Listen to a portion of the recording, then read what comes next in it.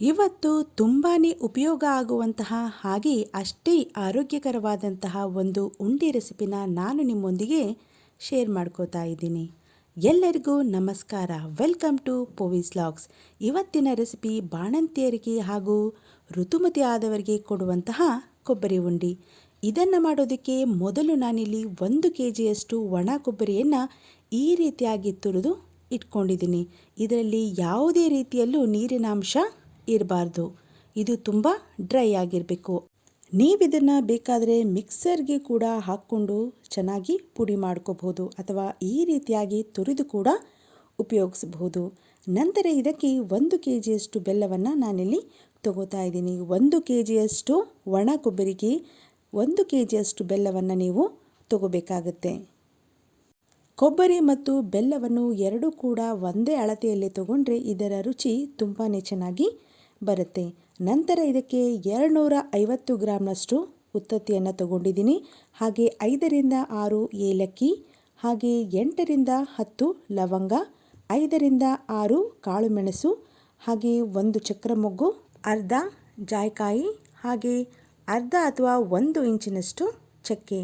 ನಾನಿಲ್ಲಿ 1 ಜಾಯಿಕಾಯನ್ನು ಇಟ್ಕೊಂಡಿದ್ದೀನಿ, ಆದರೆ ಇದಕ್ಕೆ ಸೇರಿಸುವಾಗ ಅರ್ಧವನ್ನು ಮಾತ್ರ ಸೇರಿಸ್ಕೋತಾ ಇದ್ದೀನಿ. ನಂತರ ದೊಡ್ಡ ಸ್ಪೂನಲ್ಲಿ 1 ಟೇಬಲ್ ಸ್ಪೂನಷ್ಟು ಗಸಗಸೆಯನ್ನು ಇದಕ್ಕೆ ತಗೋಬೇಕಾಗುತ್ತೆ.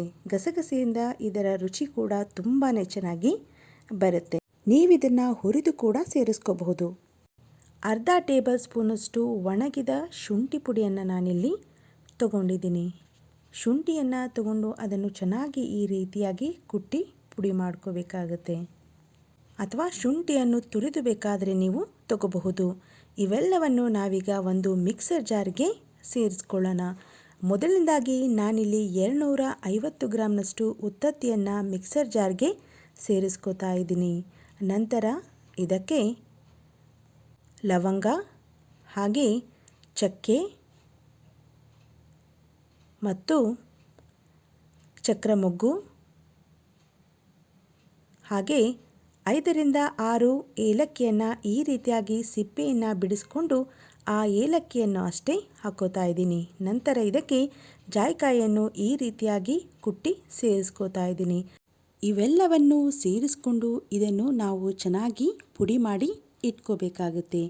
ಇವಾಗ ಒಂದು ಪ್ಯಾನ್ಗೆ 4 ಟೇಬಲ್ ಸ್ಪೂನಷ್ಟು ಆಳವೆಯನ್ನು ನಾವಿಲ್ಲಿ ಸೇರಿಸ್ಕೋತಾ ಇದ್ದೀವಿ. ಈ ರೀತಿಯಾಗಿ ಆಳವೆಯನ್ನು ಸೇರಿಸ್ಕೊಂಡು ಲೋ ಫ್ಲೇಮಲ್ಲಿ ಇದನ್ನು ಸರಿಸುಮಾರು 2 ನಿಮಿಷಗಳವರೆಗೂ ಚೆನ್ನಾಗಿ ನಾವು ಡ್ರೈ ರೋಸ್ಟ್ ಮಾಡ್ಕೋಬೇಕಾಗುತ್ತೆ.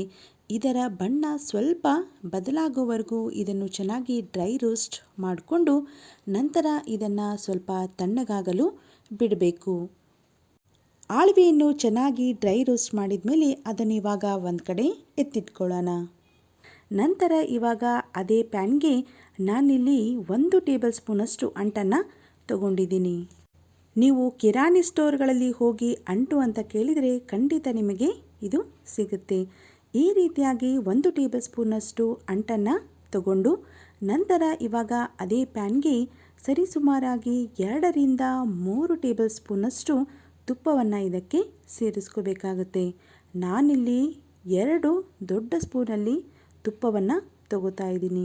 ಈ ರೀತಿಯಾಗಿ ತುಪ್ಪವನ್ನು ಸೇರಿಸ್ಕೊಂಡು ತುಪ್ಪ ಸ್ವಲ್ಪ ಬಿಸಿಯಾದ ಮೇಲೆ ನಾವು ತೆಗೆದುಕೊಂಡಂತಹ 1 ಟೇಬಲ್ ಸ್ಪೂನಷ್ಟು ಅಂಟನ್ನು ಇದಕ್ಕೆ ಸೇರಿಸ್ಕೊಂಡು ಅಂಟು ಚೆನ್ನಾಗಿ ಉಬ್ಬುವವರೆಗೂ ಅದನ್ನು ತುಪ್ಪದಲ್ಲಿ ನಾವು ಚೆನ್ನಾಗಿ ಫ್ರೈ ಮಾಡ್ಕೋಬೇಕಾಗುತ್ತೆ.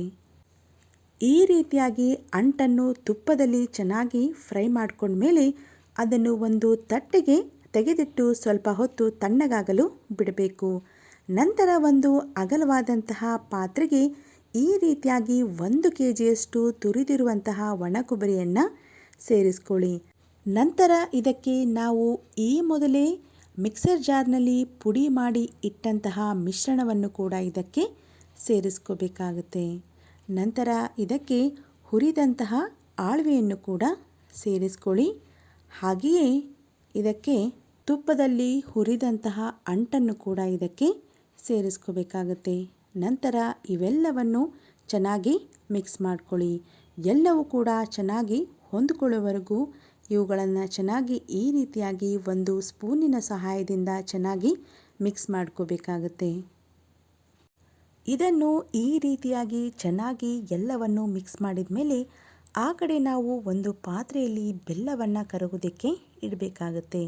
ಆ ಬೆಲ್ಲ ಕರಗೋದಕ್ಕೆ ಎಷ್ಟು ಬೇಕೋ ಅಷ್ಟು ನೀರನ್ನು ಸೇರಿಸ್ಕೋಬೇಕು. ನಾನಿಲ್ಲಿ ಸರಿಸುಮಾರಾಗಿ ಒಂದು ಸಣ್ಣ ಲೋಟದಷ್ಟು ನೀರನ್ನು ಸೇರಿಸ್ಕೊಂಡು ಬೆಲ್ಲವನ್ನು ಚೆನ್ನಾಗಿ ಕರಗಿಸ್ಕೊಂಡಿದ್ದೀನಿ. ಇದನ್ನು ಯಾವುದೇ ರೀತಿಯಲ್ಲೂ ಪಾಕ ಮಾಡೋದೇನು ಬೇಡ, ಸುಮ್ಮನೆ ಇದನ್ನು ಸ್ವಲ್ಪ ಚೆನ್ನಾಗಿ ಕರಗಿಸ್ಕೊಂಡ್ರೆ ಸಾಕಾಗುತ್ತೆ. ಈ ರೀತಿಯಾಗಿ ಕರಗಿದ ಬೆಲ್ಲವನ್ನು ಸೋಸಿ ನಾವಿದಕ್ಕೆ ಸೇರಿಸ್ಕೋಬೇಕಾಗತ್ತೆ. ಈ ರೀತಿಯಾಗಿ ಬೆಲ್ಲವನ್ನು ಸೇರಿಸಿದ ಮೇಲೆ ಇದನ್ನು ಕೂಡ ಚೆನ್ನಾಗಿ ನಾವು ಮಿಕ್ಸ್ ಮಾಡ್ಕೋಬೇಕು. ಎಲ್ಲವೂ ಕೂಡ ಚೆನ್ನಾಗಿ ಹೊಂದಿಕೊಳ್ಳುವವರೆಗೂ ನಾವು ಇದನ್ನು ಚೆನ್ನಾಗಿ ಮಿಕ್ಸ್ ಮಾಡ್ಕೋಬೇಕಾಗತ್ತೆ. ಈ ಕೊಬ್ಬರಿ ಉಂಡೆ ಆರೋಗ್ಯಕ್ಕೆ ತುಂಬಾ ಒಳ್ಳೆಯದು.